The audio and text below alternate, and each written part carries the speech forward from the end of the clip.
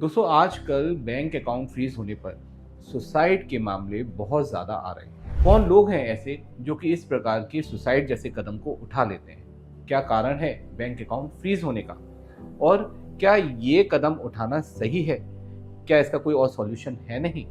तो आज इस वीडियो में हम इसी टॉपिक पर डिस्कस करेंगे। आपको इसके बारे में पूरी नॉलेज देंगे जिससे आप इस पूरे प्रकरण को समझ पाएं और आगे डिसीजन ले पाएं कि आखिर ऐसे मामलों में डरना चाहिए या नहीं। नमस्कार दोस्तों मैं हूं एडवोकेट आयुष कैद और आप देख रहे हैं अपना YouTube channel online legal secret. Bank account freeze और साइबर क्राइम से रिलेटेड और इन्फॉर्मेटिव वीडियोस देखने के लिए आप हमारी प्लेलिस्ट पर भी विजिट कर सकते हैं। तो चलिए अब बिना देर करे टॉपिक को शुरू करते हैं। दोस्तों भारत में साइबर क्राइम बहुत ज़्यादा तेजी से बढ़ रहा है। ऐसे में साइबर क्राइम कंप्लेंट्स भी बहुत ज़्यादा फाइल हो रही हैं, क्योंकि जितने भी साइबर क्राइम होंगे तो उतने में साइबर क्राइम कंप्लेंट्स भी बहुत ज़्यादा फाइल होंगी। गवर्नमेंट ने साइबर कंप्लेंट फाइल कराने के लिए बहुत ही ईजी तरीका बना दिया है। 1930 पे आप कॉल करिए, साइबर कंप्लेंट फाइल करा लीजिए। आप cybercrime.gov.in पर भी जाके विजिट करके साइबर कंप्लेंट फाइल करा सकते हैं, यानी घर बैठे ही आप अपनी कंप्लेंट भी फाइल करा सकते हैं। आपको साइबर सेल में विजिट करने की ज़रूरत ही नहीं है। अब दोस्तों इस वजह से साइबर कंप्लेंट बहुत ज़्यादा फाइल हो रही हैं।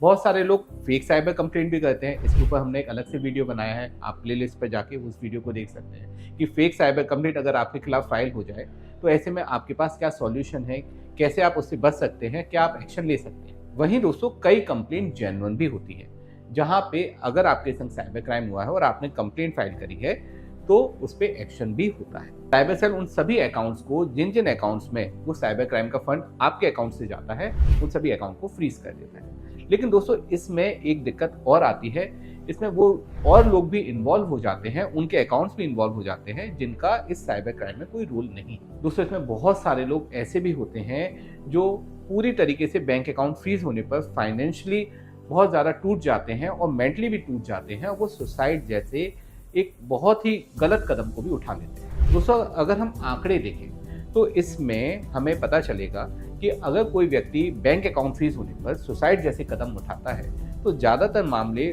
उसके बैंक अकाउंट फ्रीज होने के जो होते हैं वो होते हैं गेमिंग ऐप से विड्रॉल और किसी भी तरीके से मनी म्यूलिंग के थ्रू उसके बैंक अकाउंट का इन्वॉल्व हो जाना और किसी और के माध्यम से साइबर क्राइम करना और उसके बैंक अकाउंट में फंड ट्रांसफर करना। अब दोस्तों सबसे पहले हम जानते हैं गेमिंग ऐप की वजह से क्यों बैंक अकाउंट फ्रीज होते हैं। दोस्तों गेमिंग ऐप की वजह से बैंक अकाउंट इसलिए फ्रीज होते हैं क्योंकि जो भी गेमिंग ऐप में फंड आता है उस पर अगर किसी भी तरीके से साइबर क्राइम का कोई भी कंप्लेंट है तो वो फंड जब गेमिंग ऐप वाले दूसरे किसी व्यक्ति को, जो व्यक्ति जीतता है फंड को, वो विड्रॉ करते हैं तो ऐसे में उसके अकाउंट में भी वो साइबर क्राइम का फंड आ जाता है। तो इस वजह से जो भी व्यक्ति विनिंग करता है तो जब भी वो विड्रॉ करता है तो उसके अकाउंट में साइबर क्राइम का फंड आने की वजह से उसका अकाउंट फ्रीज हो जाता है। वहीं दोस्तों कई बार गेमिंग ऐप वाले ऐसे लोगों से पैसा ले लेते हैं, फंड लेते हैं, जो कि किसी और के संग साइबर क्राइम करके उनको पैसा दे देते हैं। अब ये पैसा विनिंग अमाउंट के रूप में वो दूसरे लोगों को ट्रांसफर कर देते हैं। तो ऐसे में उन सभी अकाउंट्स में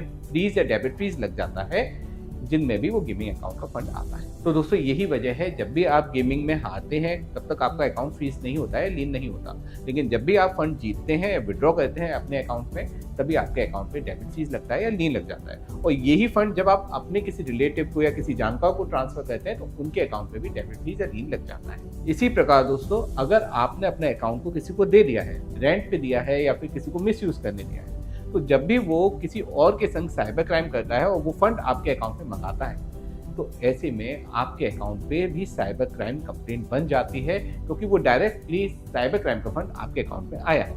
और पुलिस यही समझती है, साइबर सेल यही समझती है कि आपने वो साइबर क्राइम किया है, आपका उसमें पूरा इन्वॉल्वमेंट है। इसके मनी म्यूलिंग कहते हैं, क्योंकि आपके अकाउंट का यूज कोई और व्यक्ति कर रहा है और आपके ऊपर साइबर कंप्लेंट उसमें बन रही है। अब दोस्तों गेमिंग ऐप में क्यों सुसाइड ज़्यादा होती हैं गेमिंग ऐप से विड्रॉ करने पर? उसका कारण है, पहले तो आप पैसा ही इतना हार जाते हैं, आप फाइनेंशियली लॉस में चले होते हैं। उसके बाद साइबर कंप्लेंट बन जाने की वजह से आप लीगल इश्यूज से डरते हैं। आपको लगता है कि अब मेरे को पुलिस अरेस्ट कर सकती है, मेरे ऊपर लीगल केसेस बन गए हैं, तो अब मैं ऐसे में क्या करूँ? मैं किसी से कह नहीं सकता कि मैंने गेमिंग किया है, गलत काम किया है और अब मेरा बैंक अकाउंट भी फ्रीज हो गया है, साथ में मेरे पे लीगल प्रोसीडिंग भी होने वाली है, तो ऐसे में मैं क्या करूँ? तो दोस्तों इन्हीं भावनाओं में बह के ज़्यादातर लोग गलत कदम उठा लेते हैं। उसी प्रकार अगर आपने अपने अकाउंट को किसी को रेंट पे दिया है, मिसयूज करने दिया है, तो ऐसे में आपने कोई क्राइम नहीं किया, लेकिन एक छोटे से लालच की वजह से या विश्वास करने की वजह से किसी अन्य व्यक्ति पे आपका इन्वॉल्वमेंट उस साइबर क्राइम में हो गया। अब मल्टीपल कंप्लेंट्स अगर इसमें फाइल हो जाती हैं, पुलिस अरेस्टिंग करने के लिए आपको आती है,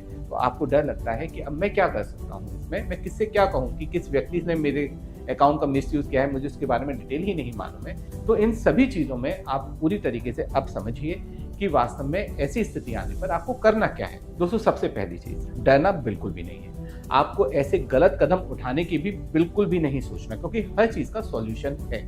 कहीं भी ऐसा नहीं है कि सॉल्यूशन नहीं है, आप बिल्कुल भी ना घबराएं। सबसे पहले तो आप बैंक से डिटेल पता करें कि किस साइबर सेल ने आपके अकाउंट को फ्रीज करने का ऑर्डर दिया है, क्या कंप्लेंट नंबर है, ट्रांजेक्शन डिटेल्स क्या है। उसके बाद आप साइबर सेल ऑफिसर से कॉन्टैक्ट करें। आप ऑफिसर को ज़रूर बताएं, अगर आपने गेमिंग ऐप से विड्रॉ किया है, कि सर मैंने गेमिंग ऐप से विड्रॉ किया है, मुझे इस इन्फ्लुएंसर ने कहा कि आप गेम खेलिए और आप जीतेंगे, मुझे इसके बारे में कुछ भी नहीं मालूम था कि ये गलत है, इलीगल है या लीगल है। मैं तो ये सोच रहा था लीगल है, और इस वजह से मैंने गेमिंग ऐप से विड्रॉ किया। मेरा उस साइबर क्राइम में कोई भी डायरेक्ट इन्वॉल्वमेंट नहीं है, कोई भी डायरेक्ट फंड मेरे अकाउंट में नहीं आया है, मैंने किसी किस्म साइबर क्राइम नहीं किया। जब एक बार ये सारी डिटेल्स आप ऑफिसर को देते हैं, तो उसको कंसीडर करेंगे। आप ज़रूरत पड़ने पर एक एडवोकेट की हेल्प भी ले सकते हैं।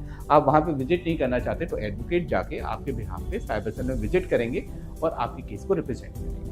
आप एक रिप्रेजेंटेशन भी साइबर सेल में सबमिट कर सकते हैं। ये प्राइमरी चीज़ है कि रिप्रेजेंटेशन सबमिट करना ज़रूरी रहता है। हो सकता है रिप्रेजेंटेशन के आधार पे ही आपके अकाउंट को अनफ्रीज कर दिया जाए। अगर दोस्तों कैसे भी अकाउंट को अनफ्रीज नहीं किया जाता, तो आप कोर्ट की हेल्प लेके भी अकाउंट को अनफ्रीज करा सकते हैं। यहाँ पे आपको डरने की कोई भी ज़रूरत नहीं है। वहीं अगर आपने अपने अकाउंट को रेंट पे दिया है, किसी व्यक्ति को यूज़ करने दिया है, मनी म्यूलिंग का केस है, तो ऐसे में आप सावधान हो जाइए। ये थोड़ा वैसा मामला है जिसमें आपको और ज़्यादा ध्यान देने की ज़रूरत है। ऐसी स्थिति में आपको एक एफआईआर फाइल कराना मस्ट है उस व्यक्ति के खिलाफ जिसने भी आपके अकाउंट का मिसयूज़ किया है। तो दोस्तों, ऐसे मामलों में आपका अगर अकाउंट अनफ्रीज नहीं भी होता है, तो आपके ऊपर लीगल प्रोसीडिंग इतनी जल्दी नहीं होगी, आप सेफ रहेंगे।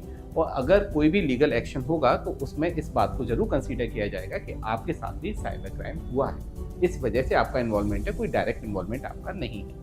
आपको बेल भी इजीली मिल सकती है और आपको ज़्यादातर दिक्कत नहीं फेस करनी पड़ेगी। एंटिसिपेटरी बेल भी आपको मिल सकती है ऐसे मामलों में। तो दोस्तों, इन ऑल मैं आपसे फाइनली यही कहना चाहूँगा कि कोई भी गलत कदम कभी भी ना उठाएं। हमेशा हर परेशानी का सॉल्यूशन है, आप सॉल्यूशन ढूंढिए, आपको ज़रूर मिलेगा। अगर आपको इससे रिलेटेड कोई भी हेल्प की ज़रूरत हो, तो आप हमारी हेल्पलाइन नंबर पे कॉल कर सकते हैं। हम आपके साथ हैं, आपकी पूरी हेल्प करेंगे। अगर आपको मुझसे पर्सनली बात करनी हो, तो आप अपॉइंटमेंट ले सकते हैं, मुझसे आप बात कर सकते हैं। ऐसे मामलों में मैं आपकी ज़रूर हेल्प करूँगा।